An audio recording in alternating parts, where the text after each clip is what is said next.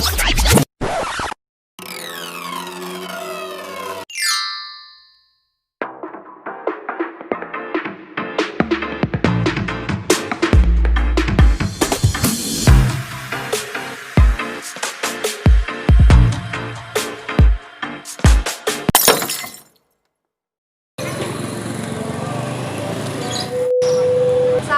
warahmatullahi wabarakatuh.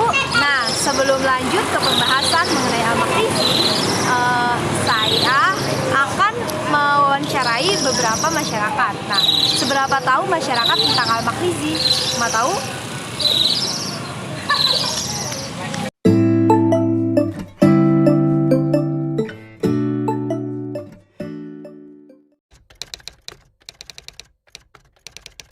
Enggak. Al-Maqrizi. Iya.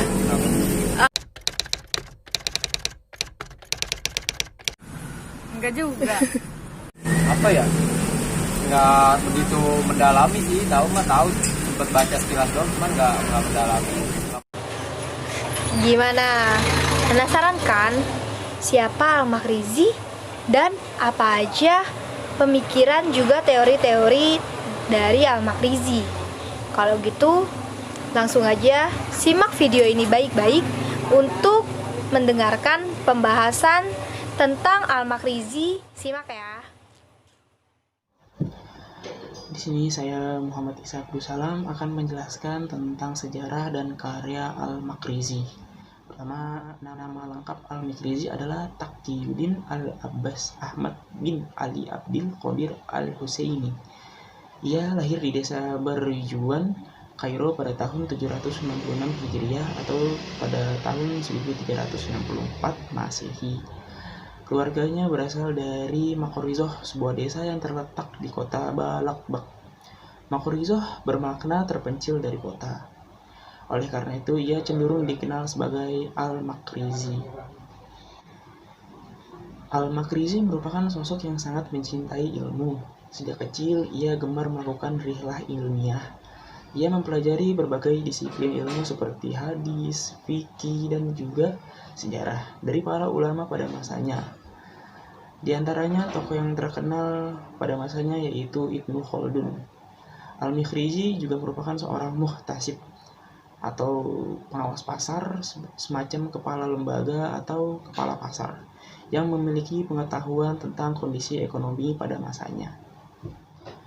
Ketika berusia 22 tahun, Al-Maqrizi mulai terlibat dalam berbagai tugas pemerintahan dinasti Mamluk.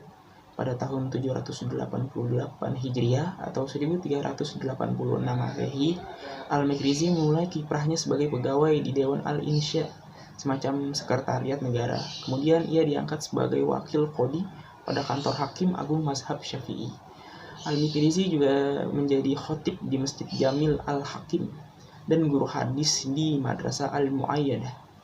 Pada tahun 791 Hijriah atau 1389 Masehi, Sultan Barquq mengangkat Al-Maqrizi sebagai muhtasib di Kairo.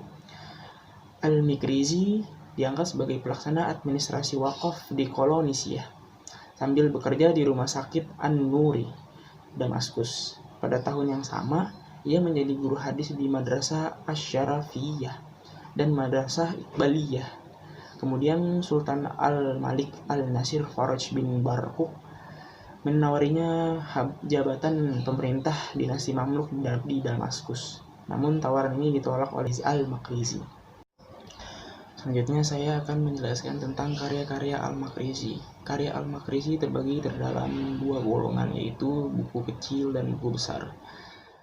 Buku kecil yaitu buku yang memiliki urgensi yang khas serta menguraikan berbagai macam ilmu yang tidak terbatas pada tulisan sejarah. Buku kecil terbagi terdalam 4 golongan, yaitu pertama buku yang membahas beberapa peristiwa sejarah Islam umum. Ya, seperti dalam kitab Al-Niza wa Al-Tahsum Fima Baina Bani Umayyah wa Bani Hashim. Kedua, buku yang berisi tentang ringkasan sejarah beberapa penjuru dunia Islam yang belum terbahas oleh sejarawan lainnya, seperti kitab Al-Imam bi Akhbar Man bi Ard Al-Habasyah min Muluk Al-Islam. Tiga, buku yang menguraikan biografi singkat para raja seperti kitab Taranji Muluk Al-Ghor Keempat, buku yang mempelajari beberapa aspek ilmu murni sejarah, beberapa aspek sosial dan ekonomi di dunia Islam pada umumnya. Seperti kitab Syuzur al-Uqud fi Zikir al-Nuqud. Buku besar terbagi terdalam 3 kategori. 1. Buku yang membahas tentang sejarah dunia, seperti Khobaran al-Basr. Kedua, buku yang menjelaskan sejarah Islam umum, seperti kitab Ad-Duror al-Mudiyah fi Tarikh al-Daulah al-Islamiyah. Ketiga, buku yang menguraikan sejarah Mesir pada masa Islam, seperti kitab Al-Mu'awais wal al-I'tibar bi Zikr al-Ima al-Fahimiyin al-Khulafa dan kitab Al-Suluk li Ma'rifah Dual al-Muluk. Selanjutnya, materi yang akan saya bahas adalah tentang teori uang menurut Al-Makrizi. Yang pertama ada sejarah dan fungsi mata uang. Menurut Al-Makrizi, mata uang mempunyai peranan yang sangat penting dalam kehidupan umat manusia. Karena dengan menggunakan uang, manusia dapat memenuhi kebutuhan hidup serta memperlancar aktivitas kehidupannya. Oleh karena itu, untuk membuktikan validitas premisnya terhadap permasalahan ini, ia mengungkapkan sejarah penggunaan mata uang oleh umat manusia sejak masa dulu kala hingga masa hidupnya yang berada di bawah pemerintahan dinasti Mamluk. Menurut Al-Makrizi, baik pada masa sebelum maupun setelah kedatangan Islam, mata uang digunakan oleh manusia untuk menentukan berbagai harga barang dan biaya tenaga kerja. Dan untuk mencapai tujuan ini, mata uang yang dipakai hanya terdiri dari emas dan perak. Dalam sejarah perkembangannya, Al-Makrizi menguraikan bahwa bangsa Arab Jahiliyah menggunakan dinar emas dan dirham perak sebagai mata uang mereka yang masing-masing diadopsi dari Romawi dan Persia serta mempunyai bobot 2 kali lebih berat di masa Islam. Penggunaan dua mata uang ini terus berlanjut tanpa perubahan yang berarti hingga pemerintahan Al-Muhtashim atau khalifah terakhir dinasti Abbasiyah.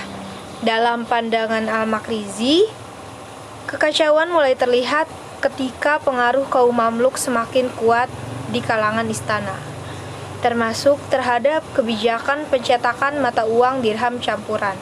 Dari berbagai fakta sejarah yang ia lalui, Al-Makrizi mengindikasikan bahwa mata uang yang dapat diterima sebagai standar nilai, baik menurut hukum, logika maupun tradisi, hanya yang terdiri dari emas dan perak. Oleh karena itu, mata uang yang menggunakan logam lain selain dua bahan ini, emas dan perak, itu tidak layak disebut dengan mata uang. Selanjutnya, yang kedua ada implikasi mata uang buruk. Nah, Al-Makrizi menyatakan bahwa penciptaan mata uang dengan kualitas yang buruk akan melenyapkan mata uang dengan kualitas yang baik.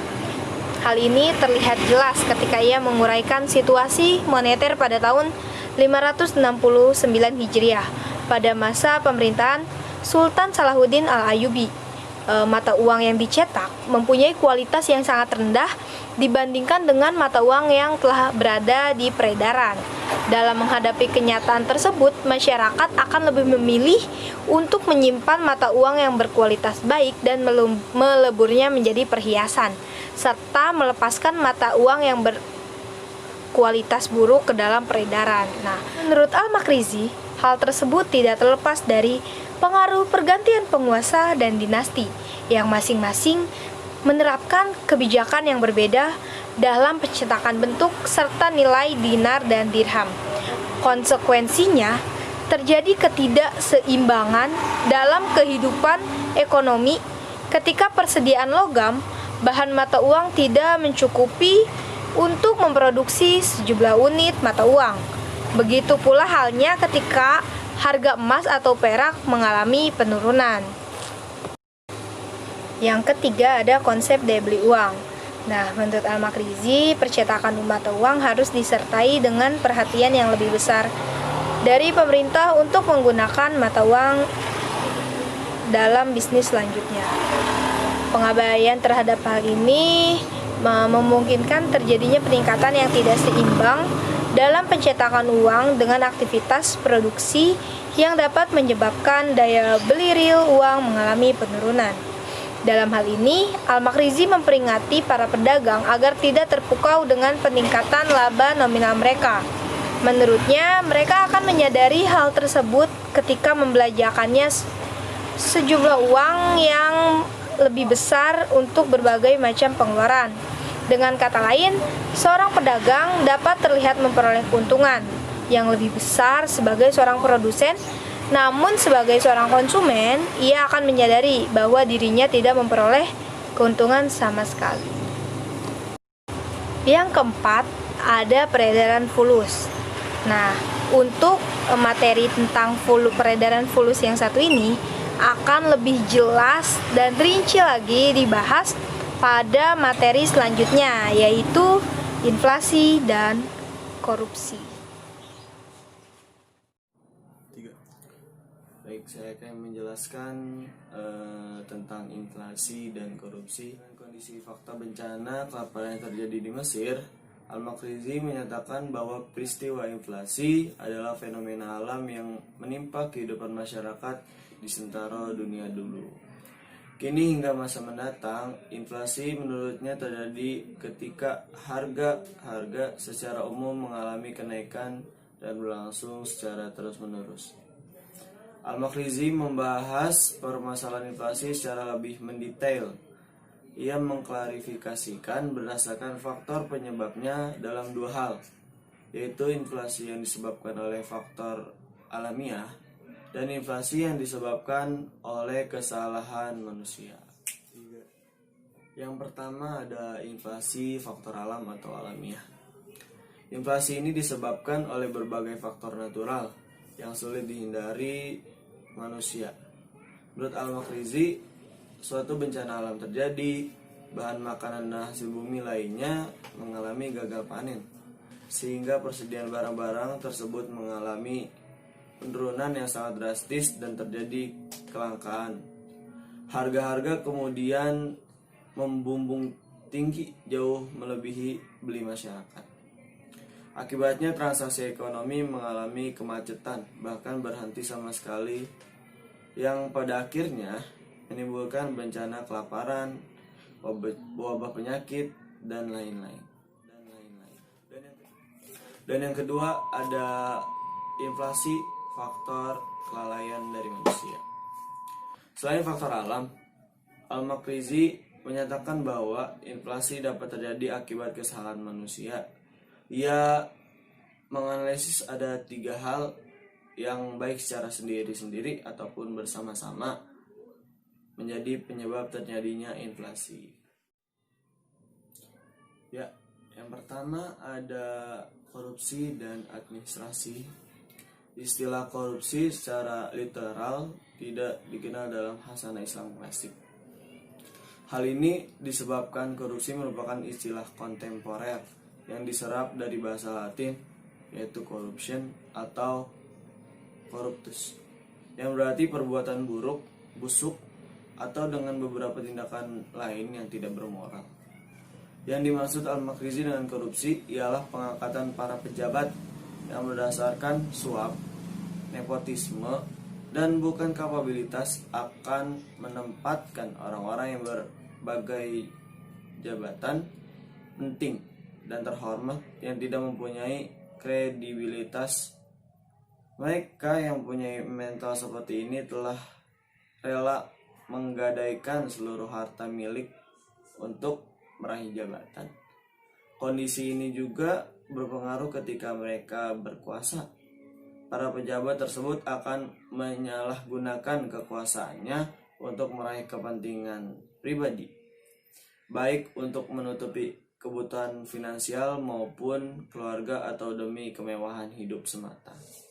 Akibatnya akan terjadi penurunan drastis terhadap penerimaan dan pendapatan negara. Yang kedua, ada pajak yang berlebihan. Menurut Al-Makrizi, akibat dominasi para pejabat yang bermental korup dalam suatu pemerintahan, pengeluaran negara mengalami peningkatan yang sangat drastis. Sebagai kompensasinya, mereka menerapkan sistem perpajakan yang menindas rakyat dengan memberlakukan berbagai pajak baru serta menaikkan tingkat pajak yang sudah ada. Yang ketiga, ada fulus. Pada awalnya, uang fulus yang mempunyai nilai intrinsik jauh lebih kecil dibandingkan dengan nilai nominalnya dicetak sebagai alat transaksi untuk memenuhi kebutuhan hidup sehari-hari yang tidak signifikan. Ketika terjadi defisit anggaran sebagai akibat dari perilaku buruk para pejabat yang menghabiskan uang negara untuk berbagai kepentingan pribadi dan kelompoknya, pemerintah melakukan pencetakan uang fulus secara besar-besaran. Menurut Al-Makrizi, kegiatan tersebut semakin meluas pada saat ambisi pemerintah untuk memperoleh keuntungan yang besar dari percetakan mata uang yang tidak membutuhkan biaya produksi tinggi yang tidak terkendali. Sebagai penguasa, mereka mengeluarkan maklumat yang memaksa rakyat untuk menggunakan mata uang itu. Jumlah fulus yang dimiliki masyarakat semakin besar dan sirkulasinya mengalami peningkatan sangat tajam, sehingga fulus menjadi mata uang yang dominan, sering dengan keuntungan besar yang diperoleh dari pencetakan fulus. Pemerintah menghentikan pencetakan perak sebagai mata uang. Bahkan sebagai salah satu implikasi gaya hidup para pejabat, sejumlah dirham yang dimiliki masyarakat dilebur menjadi perhiasan. Sebagai hasilnya, mata uang dirham mengalami kelangkaan dan menghilang dari peredaran. Kebijakan pencetakan fulus secara besar-besaran menurut Al-Makrizi sangat mempengaruhi penurunan nilai mata uang secara drastis. Akibatnya, uang tidak lagi bernilai dan harga-harga membumbung tinggi yang pada gilirannya menimbulkan kelangkaan bahan makanan.